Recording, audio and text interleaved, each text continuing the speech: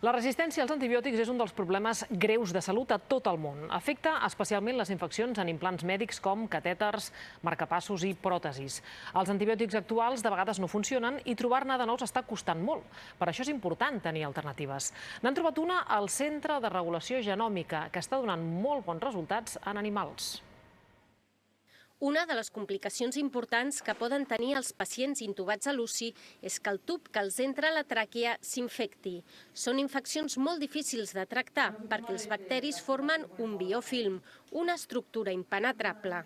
Aquestes barreres que se generen aquests patògens fa que els antibiòtics no puguen entrar, llavors les dosis que s'han d'usar són molt altes i per tant els bacteris aprenen a generar resistències, a evitar que aquests antibiòtics funcionen variant el seu genoma i evitant que realment l'antibiòtic pugui accedir-hi. El Centre de Regulació Genòmica ha desenvolupat un tractament diferent.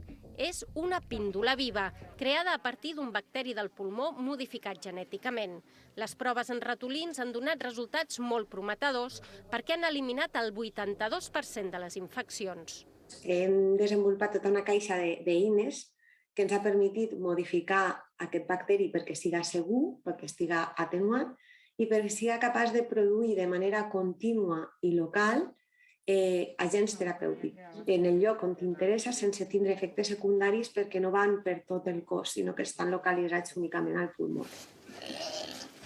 Fan falta encara més proves en animals i esperen poder començar els assajos clínics en persones el 2023. El mateix concepte de píndola viva podria servir també per tractar altres malalties respiratòries com el càncer de pulmó, la fibrosi quística, l'asma o les al·lèrgies. El Tribunal Constitucional